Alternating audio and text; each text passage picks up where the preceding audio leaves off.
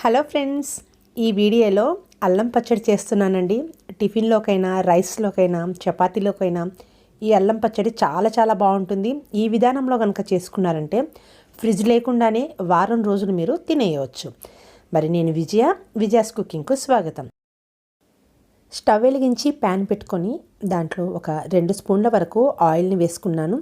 Oil కొంచెం వేడెక్కిన తర్వాత కొన్ని అల్లం ముక్కలు, ఆ తర్వాత 4-5 వెల్లుల్లి రెబ్బలను నూనెలో వేసుకొని అల్లం పచ్చివాసన పోయేంత వరకుగా ఫ్రై చేసుకోవాలి. అల్లం పచ్చడి అన్నాం కదా అని ఒక 1/2 కేజీ వరకు అల్లం తీసుకోకండి, మరి ఎక్కువ అయిపోతుంది.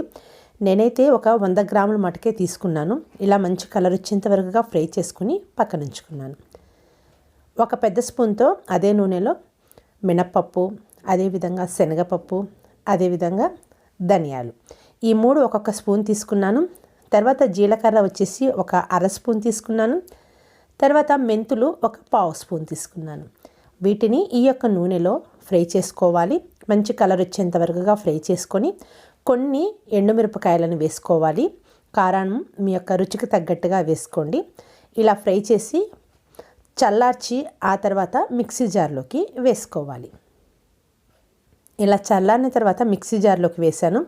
ఇప్పుడు వీటిని కొంచెం బరకగా ఇలా మిక్సీ చేశాను. ఆ తర్వాత దీంట్లోకి ముందుగా ఫ్రై చేసి పెట్టుకున్న అల్లం వెల్లుల్లిని వేసుకోవాలి. తర్వాత మరోసారి మిక్సీ పట్టుకోండి. ఇప్పుడే నీళ్ళు అనేది వేసుకోకండి, ముందుగా వీటిని మిక్సీ పట్టుకోవాలి. ఆ తర్వాత దీంట్లోకి ఒక 2 స్పూన్ల వరకు బెల్లం వేస్తున్నాను. బెల్లం పొడి వేస్తున్నాను. మీరు కావాలంటే బెల్లం గడ్డ అయినా సరే దంచుకొని వేసుకోండి. ఇలా 2 స్పూన్ల వరకు వేసుకున్నాను. మరి ఎక్కువైనా కూడా తీయగా ఉంటుంది. తర్వాత ఒక 1/2 స్పూన్ వరకు సాల్ట్ వేసుకున్నా, లేకపోతే రుచికి తగ్గట్టుగా వేసుకోండి. నిమ్మకాయ సైజ్ అంతా ఈ యొక్క చింతపండుని గింజే పీచు లేకుండా చూసుకొని ఇలా నానబెట్టుకొని నీళ్ళతో సహా దీంట్లోకి వేస్తున్నాను. ఇలా ఇవన్నీ వేసుకున్న తర్వాత మూత పెట్టుకొని ఇలా మిక్సీ పట్టాను. తర్వాత ఒక 1/2 గ్లాస్ వరకు నీళ్లు పోసుకొని బాగా మెత్తగా స్మూత్ పేస్ట్ అయ్యేటట్టుగా మనము మిక్సీ చేసుకోవాలి. ఇలా అల్లం పచ్చడి అనేది మనము రెడీ చేసుకోవాలి. ఉప్పు సరిపోయిందో లేదో చూసుకోండి. టేస్ట్ అయితే చాలా బాగుంది.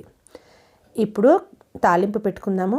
మరో స్పూను ఆయిల్ వేసుకున్నాను అదే కళాయిలో. తర్వాత తాలింపు గింజలు ఉంటాయి కదా, జీలకర్ర, ఆవాలు, మినపప్పు, శనగపప్పు కొంచెంగా వేసుకున్నాను. ఉంటే ఇంగువ వేసుకోండి.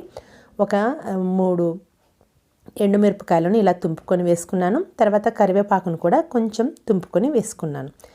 ఇలా తాలింపును వేగనిచ్చి ఆ తర్వాత అల్లం పచ్చడిలోకి ఈ యొక్క తాలింపును వేసుకోవాలి.